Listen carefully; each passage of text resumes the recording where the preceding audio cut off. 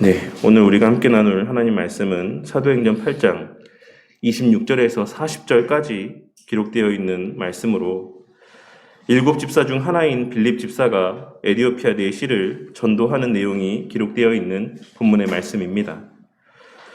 우리가 오늘 본문 말씀에 등장하는 이 빌립이라고 하는 사람을 사도 중 한 명이었던 빌립이 아닌 일곱 집사 가운데 하나였던 빌립으로 유추할 수 있는 근거는 오늘 말씀에서의 이 사건이 8장 1절에 기록된 사도 외에는 다 유대와 사마리아 모든 땅으로 흩어지니라 라고 하는 말씀과 또한 4절에 그 흩어진 사람들이 두루 다니며 복음의 말씀을 전할세 라고 기록된 말씀 이후에 이 사건에 대한 내용이 기록되어 있기 때문이라고 할 수 있습니다.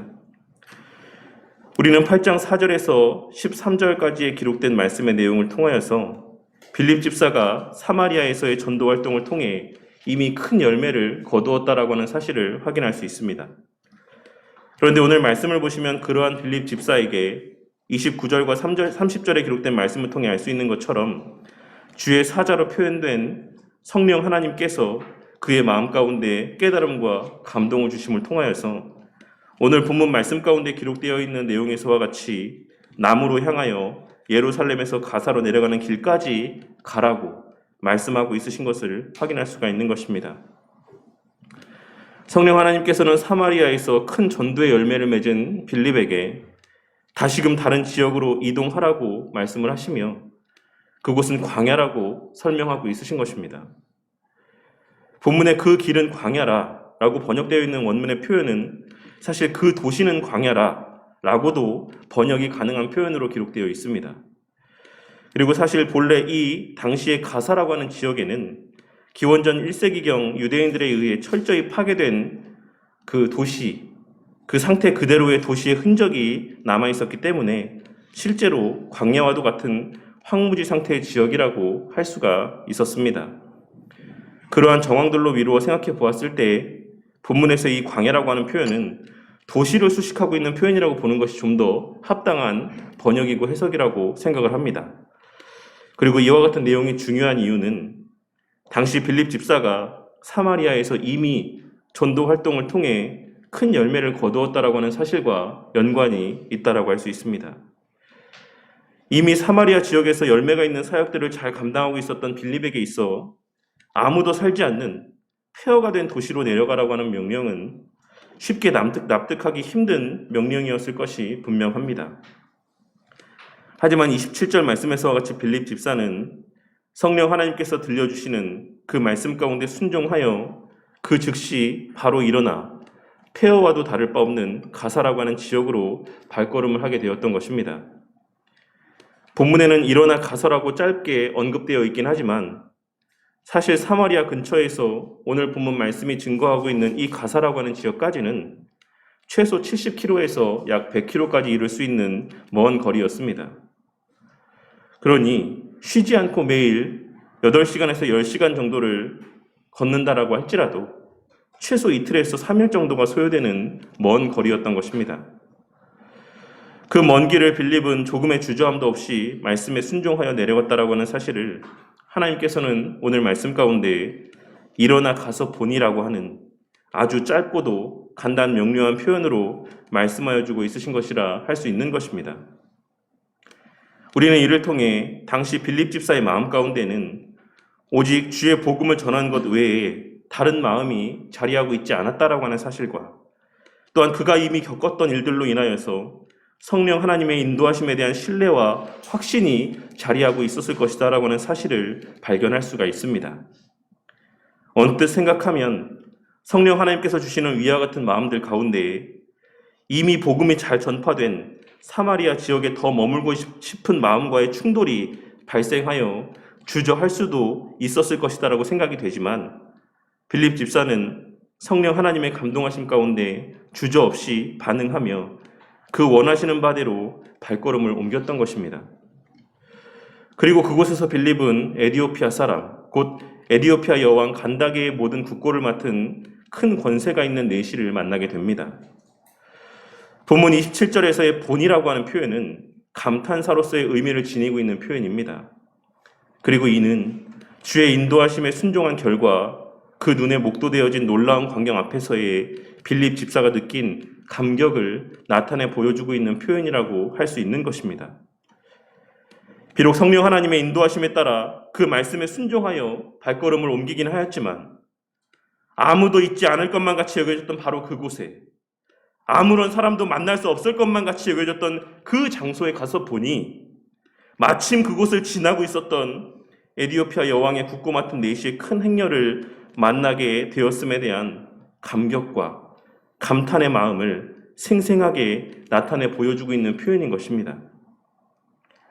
오늘 말씀에서 빌립 집사가 목도한 이 에디오피아 여왕의 신하는 오늘 말씀에 기록되어 있는 내용에서와 같이 예루살렘에 예배하러 왔다가 본국으로 돌아가고 있는 중이었습니다.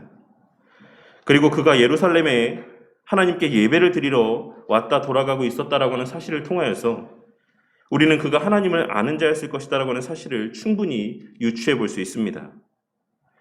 그리고 칼빈을 비롯한 대다수의 주석가들은 이 사람이 에디오피아 사람이었을 것이다라고 하는 데에 견해를 같이 하고 있습니다.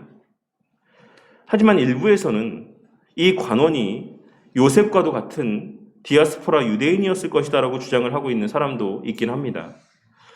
왜냐하면 15장 14절 말씀에서 야고보는 본서 10장에서 베드로가 전도한 고넬료가 이방인들 가운데 전도의 첫 열매라고 증거하고 있기 때문에 그렇습니다.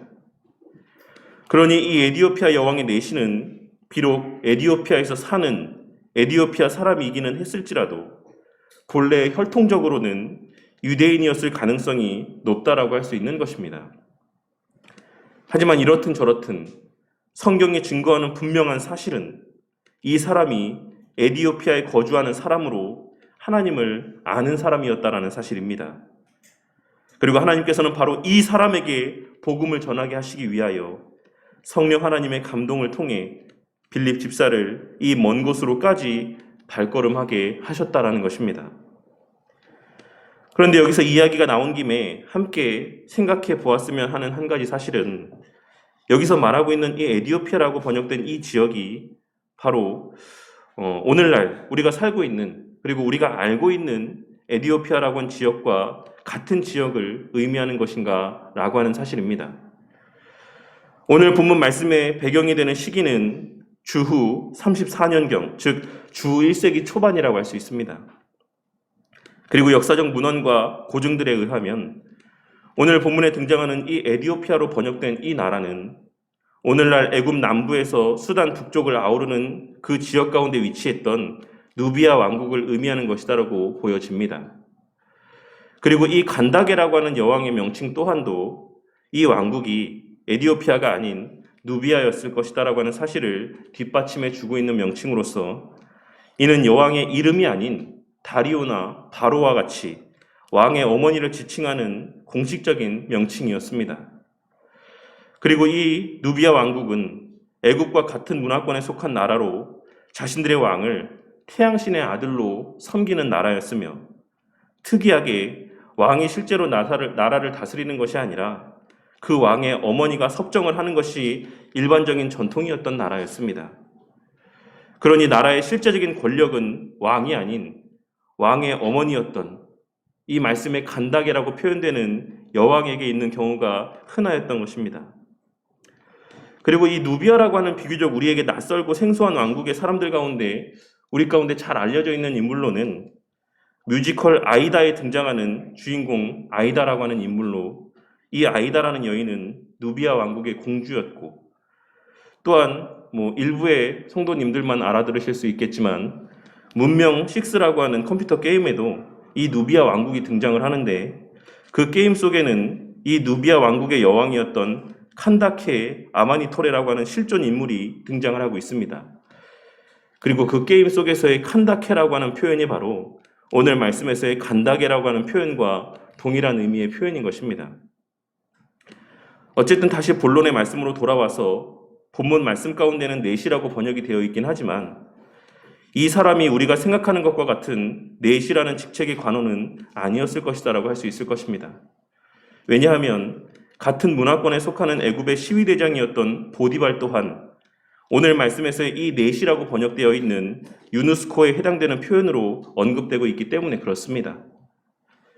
그러니 오늘 말씀에서의 이 사람은 비록 내시라고 번역이 되어 있긴 하지만 우리가 알고 있는 그냥 내시와 같은 역할을 감당하는 사람이 아닌 아마도 여왕의 최측근이었던 높은 지위의 관료였을 것이다라고 보는 것이 합당한 견해라고 할 수 있는 것입니다.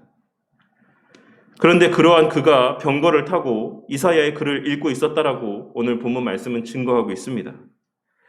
그리고 바로 그때 성령 하나님께서 빌립 집사를 향하여 그 관료가 타고 있는 병거 앞으로 나아가라고 말씀을 하셨던 것입니다. 그리고 그 말씀을 들은 빌립은 주저없이 30절에 기록된 말씀에서와 같이 그리로 달려 나아갔던 것이고 이사야의 글을 읽고 있었던 그를 향하여 지금 읽고 있는 그 말씀을 깨닫느냐라고 물었던 것입니다. 하지만 우리가 조금만 생각을 해보면 사실 오늘 말씀에서의 빌립 집사가 나타내 보인 이 행위는 비록 성경에는 너무나도 별것 아닌 일인 것처럼 간단하게 묘사가 되어 있긴 하지만 실제로는 너무나도 위험천만한 행위였다라고 하는 사실을 쉽게 알 수 있습니다. 왜냐하면 오늘날에도 높은 지위에 있는 관료를 향하여 돌진한다라고 하는 것은 그 관료를 호위하는 이들로부터 제지를 당하고 심한 경우 물리적인 해를 입게 될 수도 있는 위험천만한 행위라고 할 수가 있는데 하물며 오늘날보다 사람의 목숨을 해하는 것이 더 쉽고 빈번했던 당시 시대 가운데서 한 나라의 높은 관료가 타고 있는 병거를 향해 아무런 허락도 없이 달려나아간다라고 하는 것은 실제로는 목숨을 잃을 수도 있는 너무나도 위험천만한 행위였다라고 할 수 있는 것입니다. 그리고 또한 설사 아무런 제지도 없이 무사히 그 관료 앞에까지 나아가게 되었다라고 할지라도 일반적인 평민에 불과했던 빌립이라고 하는 사람이 한 나라의 높은 대신을 향하여서 지금 읽고 있는 그 글을 이해하고 있느냐라고 묻는 것은 상당히 무례한 일이라고 할 수 있습니다.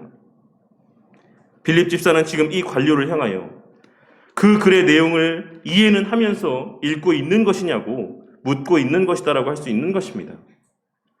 그럼에도 불구하고 빌립은 성령 하나님의 인도하심 가운데 주저없이 순종하였고 그 성령 하나님의 감동하심에 따라 주저없이 담대하게 그 해야 될 말을 하였고 그 결과 우리가 일상적으로 예상할 수 있는 반응이 아닌 전혀 예상치 못한 놀라운 반응이 나타났다라고 하는 사실을 우리는 오늘 본문의 말씀의 내용을 통해 확인할 수가 있는 것입니다.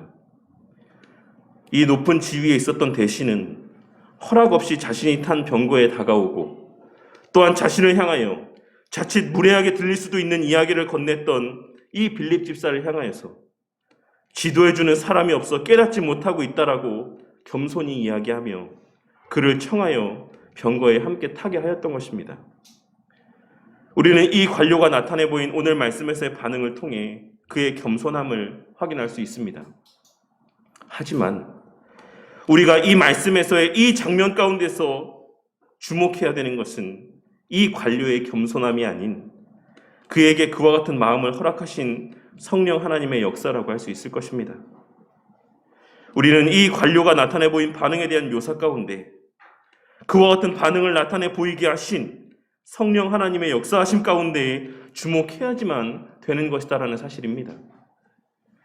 그리고 그 관료가 읽고 있었던 본문은 이사야 53장에 기록된 고난받는 종에 대한 말씀으로 곧 예수님에 대한 말씀의 내용이었습니다. 빌립은 이사야 53장에 기록된 말씀의 내용이 예수님을 의미하는 것이다라고 전하며 그 글에 대한 해석을 시작으로 예수님에 대한 지식을 전하고 가르쳤다라고 오늘 본문 35절 말씀 가운데 기록이 되어 있습니다. 그리고 그와 같은 예수님에 대한 지식을 증거하고 가르친 결과 그 가르침의 말씀을 들은 대신의 마음 가운데 예수님을 향한 믿음과 확신이 생겨나게 되었습니다. 그리하여 마침 물이 있는 곳을 지날 때 그는 빌립을 향해 세례를 받고자 하는 그 마음을 고백하였고 그렇기에 그를 향해 물이 있으니 내가 세례를 받음에 무슨 거리낌이 있느냐라고까지 이야기를 하게 되었던 것입니다. 본문에서의 이 대신이 한 이야기의 표현은 마침 여기 세례를 받을 수 있는 물이 있으니 내가 세례를 받고자 함에 있어 누가 막을 수가 있겠는가 라고 하는 의미의 표현으로서 이는 그의 세례를 받고자 하는 간절함을 잘 나타내 보여주는 표현이라 할 수 있습니다. 그는 빌립을 통한 가르침들 가운데 세례의 의미가 그리스도와의 연합을 의미하고 그리스도에 대한 신앙의 고백을 의미한다라고 하는 사실을 깨달았던 것이 분명합니다. 그렇기에 그는 세례를 받고 싶은 마음이 간절하였고 그렇게 세례를 받기를 간절히 원하던 차에 마침 사막 한가운데 있는 와디, 즉 작은 물 웅덩이를 발견하고는 기쁨에 차 위와 같은 고백을 하고 있는 것이다라고 할 수 있는 것입니다. 그리고 37절 말씀에는 없음이라고 아마 기록이 되어 있을 것입니다. 킹제임스 버전이나 몇몇 번역본에는 이 37절의 말씀의 내용이 기록되어 있긴 하지만 한글 번역 성경을 비롯한 대부분의 번역본에는 이 구절의 내용이 기록이 되어 있지 않습니다. 왜냐하면 우리가 가장 유력한 사본이라 신뢰하고 또한 성경을 번역함에 있어 가장 많은 신뢰를 부여하는 사본이라고 알려져 있는 사해 사본이나 알렉산드리아 사본 그리고 바티칸 사본 등에는 이 37절의 내용이 기록되어 있지 않기 때문에 그렇습니다. 하지만 위와 같은 유력한 사본이 아닌 그에 비해 비교적 신뢰도가 떨어지는 다른 몇몇 사본들에는 이 37절의 내용이 기록되어 있기도 하기 때문에 오늘날 대다수의 번역본 성경 가운데는 비록 그 구절의 내용을 직접 기록하여 놓진 않았다라고 할지라도 일부 한글 번역 성경에서와 같이 이 구절에 기록된 내용을 난해주로 삽입하여서 기록해 놓고 있는 것을 보실 수 있을 것입니다. 그리고 그 내용은 빌립이 말하기를 만일 당신이 마음을 다하여 믿으면 합당하니라 라고 하니 그가 대답하여 말하기를 나는 예수 그리스도가 하나님의 아들이신 것을 믿나이다 라고 하더라 라고 하는 말씀의 내용이 기록이 되어 있는 것입니다. 우리는 이를 통해 초대교회 때부터 교회 안에는 세례에 합당한 자인지 아닌지에 대한 세례 문답이 존재하였다라고 하는 사실을 간접적으로나마 확인할 수가 있고 후대의 이러한 신앙 고백의 내용들이 세례 문답의 기초가 되었을 것이다라고 하는 사실을 유추해 볼 수 있습니다. 그리고 그 후 이 관원은 세례를 받았고 관원에게 세례를 행한 후 빌립은 성령 하나님의 인도에 이끌려 다른 곳으로 옮겨지게 됩니다. 본문 말씀에서의 이끌어 간지라라고 번역된 표현은 신속하게 매우 빠른 속도로 다른 곳으로 옮겨져 감을 의미하는 표현입니다. 그리고 이 표현은 데살로니가전서 4장 17절에서 주님 재림하실 때 공중에서 주를 영접하기 위해 하늘로 들려 올라가는 성도들의 모습을 묘사할 때 사용된 표현과 동일한 표현입니다.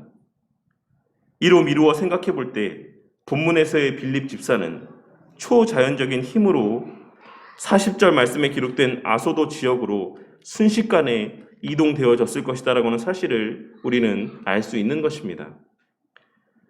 그리고 우리는 이러한 내용들을 통하여서 주의 복음을 전하는 선교의 사역에 있어 모든 과정 하나하나가 다 성령 하나님의 적극적인 간섭과 역사하심 그리고 초자연적인 역사에 의한 결과라는 사실을 확인할 수가 있는 것이며 누가는 그와 같은 사실을 강조하고자 빌립 집사에게 일어난 이 사건을 자세하게 기록한 것이다라고 할 수 있는 것입니다.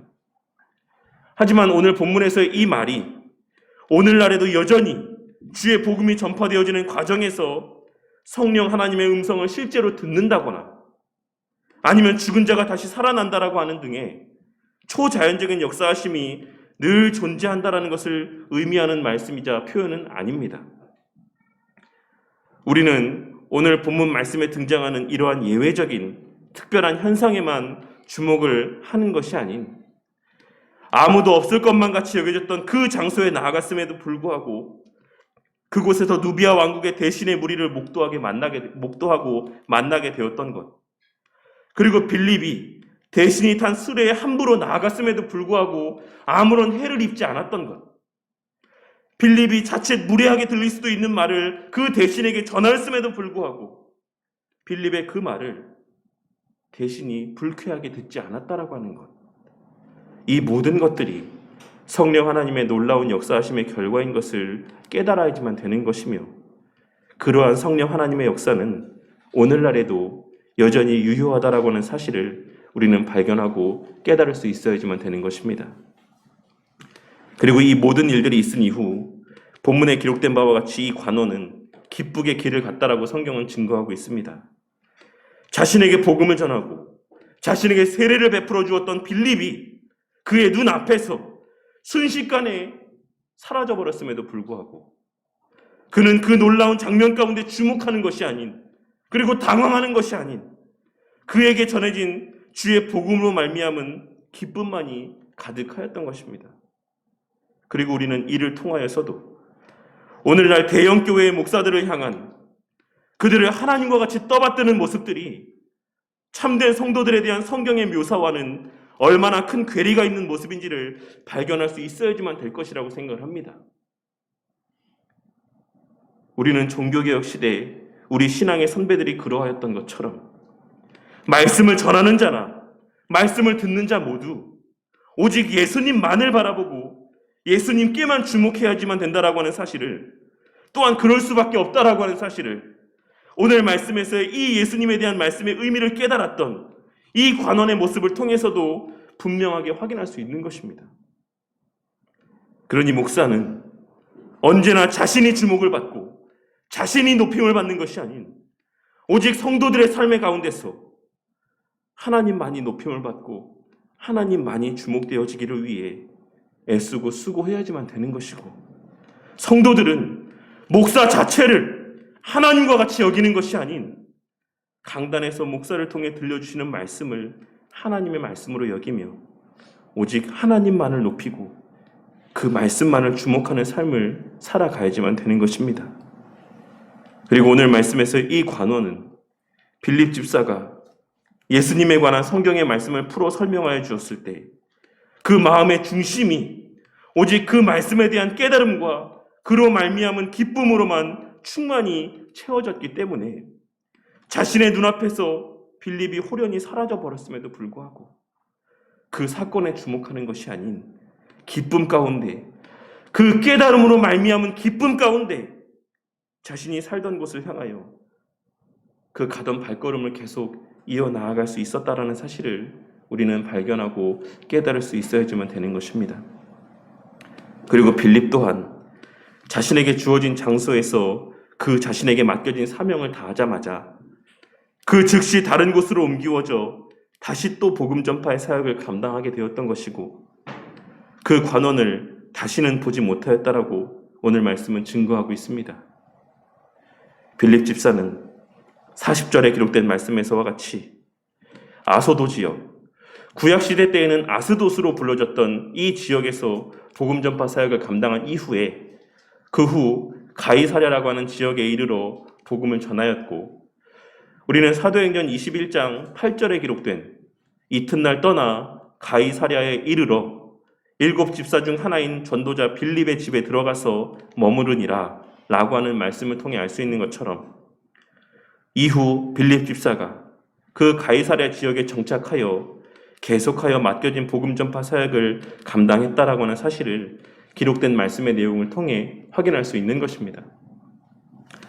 오늘 우리가 함께 나눈 이 에피소드는 우리의 신앙의 삶에 있어 몇 가지 중요한 깨달음을 주고 있습니다. 첫째로는 우리의 삶에서의 모든 걸음은, 그것이 자이든 타이든 궁극적으로는 성령 하나님의 인도하심과 선한 뜻 안에서의 발걸음이라고 하는 사실을 우리는 오늘 본문 말씀의 내용을 통해 발견할 수 있는 것입니다.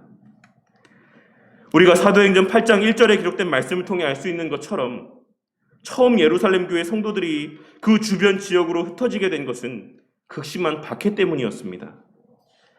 큰 박해의 결과 사도들 외에는 모든 성도들이 다 유대와 사마리아 모든 땅으로 흩어지게 될 수밖에 없었던 것입니다.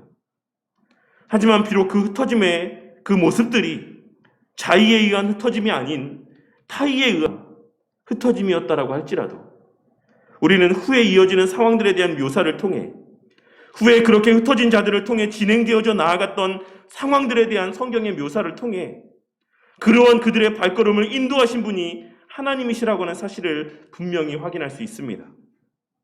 그리고 그것은 오늘 본문 말씀에서의 빌립 집사의 발걸음 또한 마찬가지였던 것입니다.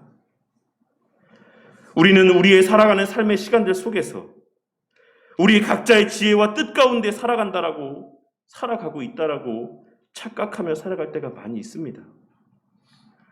그렇게 결정하여 진행하는 일들이 잘 풀릴 때에는, 형통할 때에는 마치 그것이 자신의 뛰어남 때문에, 자신의 지혜로움 때문에 그와 같이 형통하고 일들이 잘 풀리는 것이다라고 착각하며 교만함 가운데 자신의 어떠함을 자랑하게 되는 것이고, 때로 그렇게 결정하고 진행한 일들이 잘 풀리지 않을 때에는 지나치게 낙심하며 위축되는 모습들을 나타내 보이게 될 때가 많이 있는 것입니다.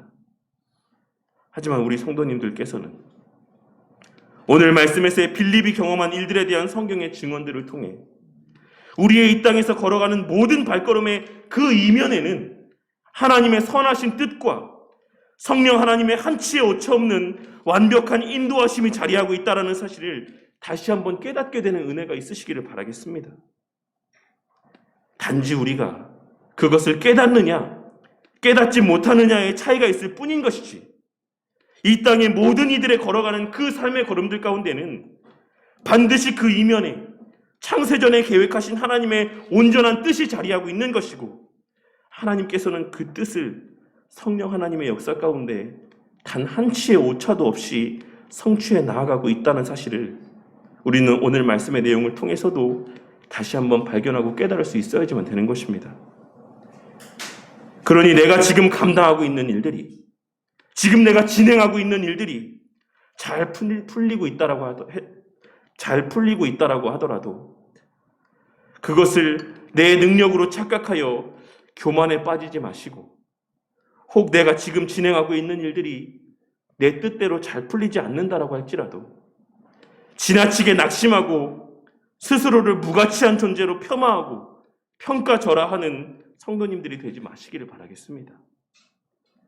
우리 성도님들은 오늘 말씀의 내용을 명심하고 전도서 7장 14절에 기록된 형통한 날에는 기뻐하고 곤고한 날에는 되돌아보아라고 하시는 하나님의 말씀을 떠올리며 지금 감당하시는 그 모든 일들이 잘 풀려갈 때에는 하나님께 감사하고 잘 풀리지 않을 때에는 스스로의 삶을 돌아보며 하나님께서 뜻하신 바가 무엇인지를 분별할 수 있는 분별력의 은혜를 구하는 지혜로운 자들이 되어야만 한다는 것입니다.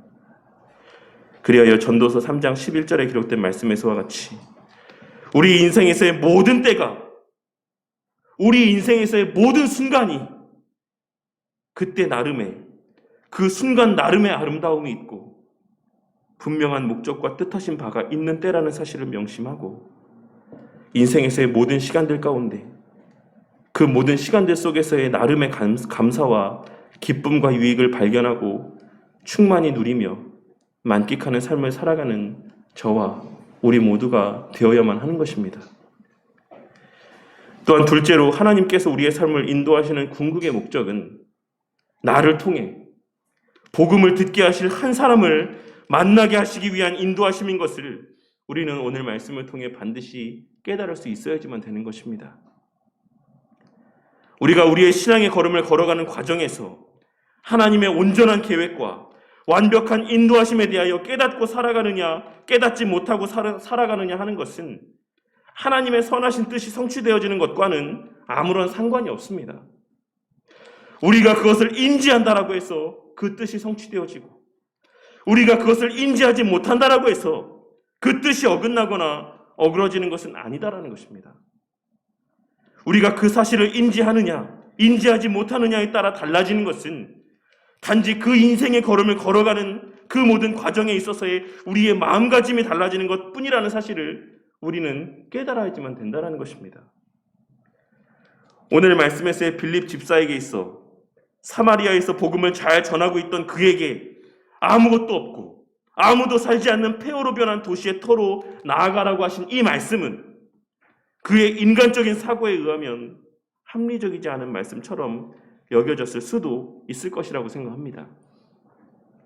하지만 그는 그 말씀 가운데 순종하였고 그 순종의 발걸음 끝에서 놀라운 장면을 목도하게 되었으며 놀라운 경험을 하게 되었습니다. 우리가 여기서 주목해야 되는 것은 빌립 집사가 성령 하나님의 인도하심 가운데 순종하였기 때문에 놀라운 장면을 목도하고 놀라운 경험을 할 수 있었다는 것이 아닙니다.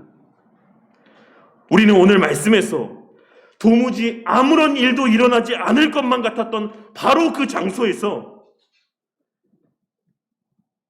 아무런 경험도, 아무런 놀라운 일도 있을 것 같이 여겨지지 않았던 바로 그 장소에서 하나님께서 창세전에 예비하신 놀라운 일들이 빌립 집사에게 목도되어지고 경험되어졌다라고 하는 사실을 우리는 주목해야지만 되는 것입니다. 그러니 오늘 말씀을 통해 우리 성도님들께서는 내가 인지하든 인지하지 못하든 내가 걸어가는 발걸음 가운데는 반드시 하나님께서 창세전에 예비하신 놀라운 일들이 예비되어져 있다는 사실을 깨닫고 그러한 확신 가운데 살아가는 성도님들이 되시기를 바라겠습니다. 그리고 무엇보다 제가 여기서 말씀드리고 있는 이 놀라운 일이라고 하는 것은 일반적으로 사람들이 생각하고 기대하는 바와 같이 하늘에서 무슨 돈벼락이 떨어지고 엄청난 성공이 예비되어지고 보장되어 있다는 것을 의미하는 것이 아닌 우리를 통해 복음을 듣게 하시고 우리를 통해 복음을 듣게 된 그 사람이 그 말씀을 믿게 되고 회심케 되는 역사가 일어나는 것을 의미하는 것이다라는 사실을 깨닫게 되는 은혜가 있으시기를 바라겠습니다. 우리가 하나님의 인도하심의 그 명령 가운데 순종할 때 우리가 주님의 인도하심에 따라 순종하며 그 걸음들을 걸어 나아갈 때 우리에게 예비되어진 놀라운 일들은 그 길의 끝에 물질의 부요함이나 세상에서의 성공이 자리하고 있는 것이 아니라 우리를 통해 복음을 듣게 될 한 영혼이 자리하고 있다는 사실을 그 한 영혼의 회심의 그 놀라운 역사를 목독해 하시는 은혜가 예비되어져 있다는 사실을 우리는 깨달아야지만 된다는 것입니다. 우리 바른교회 성도님들에게 하나님께 허락하신 그 삶의 자리에서 성도님들에게 목독해 하시는 오늘 말씀에서의 간다게에 굳고 맡은 관원과 같은 자들이 누구인지를 분별할 수 있는 분별력과 그러한 한 사람을 목독해 되는 은혜가 있으시기를 바라겠습니다. 우리 성도님들이 지금 서 있는 그 자리에는 반드시 성도님들을 통해 복음을 듣게 하실 한 사람이 있을 것입니다.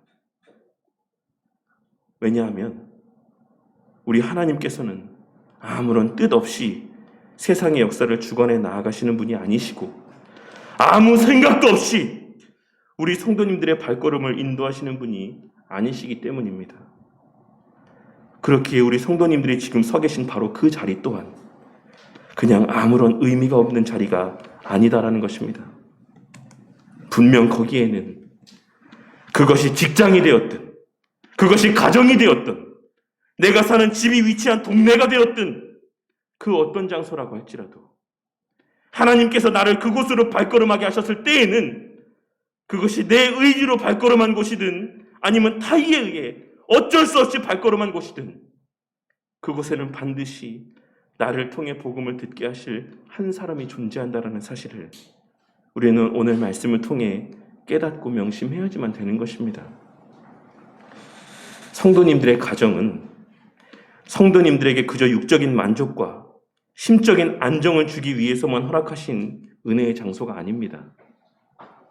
성도님들의 직장은 성도님들에게 그저 밥벌이의 수단으로 그저 굶어 죽지 않게 하시기 위해 허락하신 장소도 아니고 육적인 만족을 누리며 살게 하시기 위한 목적에서 허락하신 장소도 아니다라고 하는 사실을 깨닫고 명심하며 살아가는 저와 우리 모두가 되기를 바라겠습니다. 성도님들이 오늘 하루 만나게 되는 모든 이들은 성도님들이 살아가는 삶의 시간들 속에서 매일매일 만나게 하시는 그 한 영혼 한 영혼들은 그저 실없는 농담이나 나누며 희덕거리고 육적인 만족이나 유익을 누리게 하시기 위해서만 만나게 하시는 이들이 아니라는 사실을 우리는 깨달아야지만 된다는 것입니다. 우리 성도님들에게 허락하신 그 자리는 분명 오늘 말씀에서의 관원과 같이 하나님에 대한 관심이 있고 하나님을 알고자 하는 마음을 품고 있는 자들이 있을 것이 분명합니다. 분명 그들 가운데 적어도 단 한 사람은 성도님들이 하루에 만나는 수많은 이들 가운데 적어도 한 사람은 지도해주는 사람이 없으니 어찌 깨달을 수 있느냐라고 생각하며 하나님을 알고자 홀로 고민하는 가운데 있는 자들, 교회에 한번 나가보고자 하는 마음을 품고 있는 자들, 신앙에 대하여 고민하고 죽음 이후의 삶에 대하여 고민하고 있는 자들이 적어도 한 사람은 있을 것이 분명하다라는 것입니다. 우리 성도님들에게 그러한 자들을 분별케 되는 은혜가 있으시기를 바라겠습니다. 그리고 그러한 자들에게 담대히 복음을 전할 수 있는 담대함과 분명하고도 확실히 증거할 수 있는 성경적인 지식과 말씀에 대한 깨달음이 우리 성도님들의 마음 가운데 자리하고 있기를 바라겠습니다. 그리하여 우리 성도님들을 통하여 오늘 말씀에서의 대신과 같이 이전에는 세상을 바라보며 세상적인 만족 가운데 살아가던 한 영혼이 이제는 예수님과 그 예수님에 대한 깨달음과 확신으로 말미암아 성삼위 하나님을 바라보며 기쁨 가운데 그 삶의 걸음을 걸어가게 되는 놀라운 역사가 일어나고 목도되어지기를, 그 크고 놀라운 일들이 목도되어지는 은혜가 있으시기를 간절히 소망합니다. 오늘 말씀 가운데 하나님께서 우리에게 깨닫게 하시기를 원하는 바는 지금 제가 말씀드린 내용들 말고도 훨씬 더 많은 교훈들이 담겨져 있을 것입니다. 하지만 오늘은 이 두 가지 사실만을 함께 나누고 우리 각자의 마음 가운데 새기는 시간이 되기를 바라겠습니다. 어제 우리는 박지혜 성도님 댁으로 다 함께 봄나들이를 다녀왔습니다. 제가 교회로 돌아와서 설교를 다듬으며 성도님들과의 함께 찍은 사진을 보며 참 많은 생각이 들었습니다. 어디서 이 많은 성도님들이 이 교회로 발걸음하게 되었을까에 대해서 생각을 해보았고, 그동안의 교회를 개척하고 지내온 날들이 주마등같이 머릿속을 스쳐 지나갔습니다. 제가 에티오피아에서 한국으로 돌아왔을 때 마음이 참 많이 힘들었고 또 제 부족과 연약을 너무나도 절실하게 깨달았습니다. 나는 겨우 이것밖에 안 되는 사람이구나. 나 같은 사람이 목사라니 참으로 한심하구나라고 하는 생각이 저를 짓누르고 있었습니다.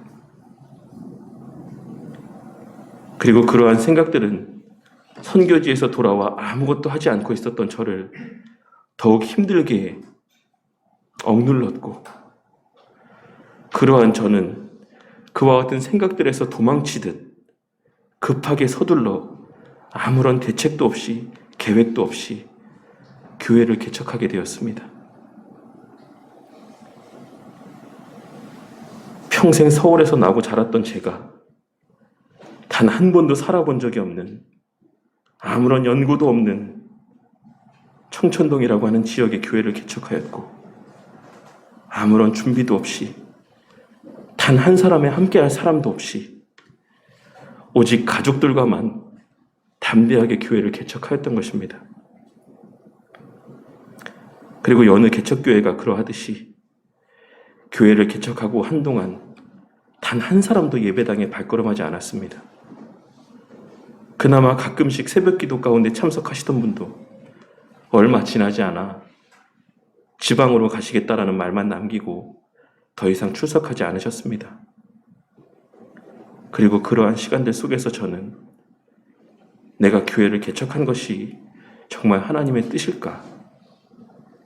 내가 목사가 된 것이 정말 하나님의 뜻일까에 대하여 많은 생각을 하였고 참 많이 울며 기도하는 시간들을 가졌습니다.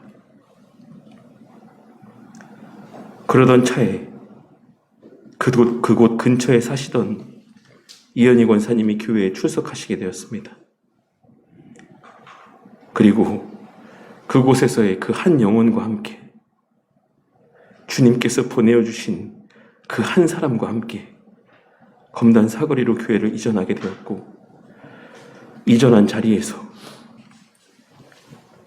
무수정 성도님과 간찬주 성도님, 김태석 성도님과 박지혜 성도님이 교회에 등록을 하셨고 이곳 왕길역으로 이전하여서 우리 김종민 청년과 김종현 청년, 그리고 변희영 성도님과 우리 다은이가 예배 가운데 출석을 하게 된 것입니다. 지금까지의 지나온 삶의 걸음들을 돌아보니 저를 머물게 하시고 발걸음하게 하신 그 장소에는 늘 하나님의 예비하신 일들이 있었고, 하나님께서 예비하신 이들이 있었고, 하나님께서 예비하신 충만한 은혜가 있었습니다. 비록 그 과정은 결코 수월하지 않았고 빠르게 진행되어져 온 것도 아니었으며 늘 기쁘고 즐겁기만 한 일도 아니었지만, 그곳에는 항상 한 분 한 분의 성도님들이 예비되어져 있었고 그 장소에서의 예비하신 은혜들이 늘 가득하였다라고 하는 사실을 지금까지의 교회에 걸어온 걸음들을 돌아보며 또 성도님들과 함께 찍은 사진을 바라보며 분명히 깨달을 수 있었던 것입니다. 그러니 우리 성도님들 또한 내가 지금 서 있는 그 장소가 내 마음에 들던 들지 않던, 내가 지금 행하고 있는 이 일들이 잘 풀리던 풀리지 않던 그 일 자체에 주목하는 것이 아니라 지금 내가 서 있는 그 자리에, 지금 내가 서 있는 그 주변에 함께하고 있는 이들 가운데 주목하고 그들을 한번 살펴보시는 시간들을 가져보시기를 바라겠습니다. 나에게 왜 이곳으로 발걸음하게 하셨을까? 내가 왜 이곳으로 발걸음하여서 이러한 사람들을 만나고 이러한 사람들과 함께 더불어 살게 하신 것일까? 그들을 만나게 하신 의미들을 한번 곰곰이 생각해 보시라는 것입니다. 거기에는 분명 하나님께서 성도님들을 통해 구원하시기로 작정하신 한 영혼이 자리하고 있을 것이 분명합니다. 그러니 저나 우리 모두가 우리의 이 땅에서 살아가는 그 삶의 시간들 속에서 오늘 말씀에서와 같이 비록 그 자리에서의 단 한 사람이라고 할지라도 그 한 사람을 향해 이 말씀 가운데 기록된 우리 주 예수 그리스도에 대한 복음을 분명하고도 확신 있게 전하는 우리 모두가 되기를 바라겠습니다. 무조건 많은 사람들을 불러 모아 이 빈자리를 채우기 위해 노력하는 교회가 아닌, 하나님께서 예비하신 자들을 분별한 가운데 그들을 위하여 기도하고 담대히 입을 벌려 복음을 전하는 자들이 되고, 어제 우리 간찬주 성도님께서 간절히 기도했던 이레나라고 하는 분이 성도들 모임의 자리 가운데 발걸음하게 되었던 것처럼 하나님께서 기적과도 같이 그러한 자들을 이 예배의 자리까지 인도하여 주시는 역사가 우리 모두의 눈에 목도되어지는 은혜가 있기를 바란다는 것입니다. 그리하여 조금씩, 비록 그 속도는 느릴지라도 그 방향과 정체성은 잃어버리지 아니하고 성도 본연의 역할과 교회 본연의 사명을 잘 감당하며 우리에게 만나게 하시고 우리에게 보내어 주시는 한 영혼 한 영혼에게 바른 진리를 온전히 증거하는 우리 바른교회 공동체가 되기를 바라겠습니다. 사람이 아닌 하나님만이 높임을 받고 어느 특정한 사람이 주목을 받는 것이 아닌 하나님만이 주목을 받는 그러한 교회가 되어가기를 바라겠습니다.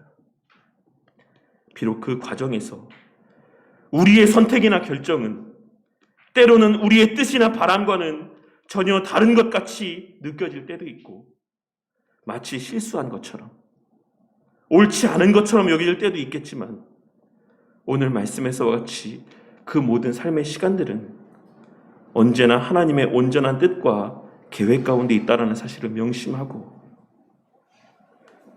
그 시간들 안에서 우리에게 맡겨진 거룩한 사명들을 힘있게 잘 감당함으로 훗날 주님 앞에 서게 되었을 때 홀로 외롭게 그 주님 앞에 서게 되는 것이 아닌 우리를 통해, 우리 성도님들을 통해 우리 주 예수 그리스도를 알고 믿게 된 수많은 형제 자매들과 함께 그 영광의 자리에 서게 되는 그러한 놀라운 특권과 영광을 누리고 만끽하는 저와 우리 모두가 되기를 주님의 이름으로 간절히 축원합니다.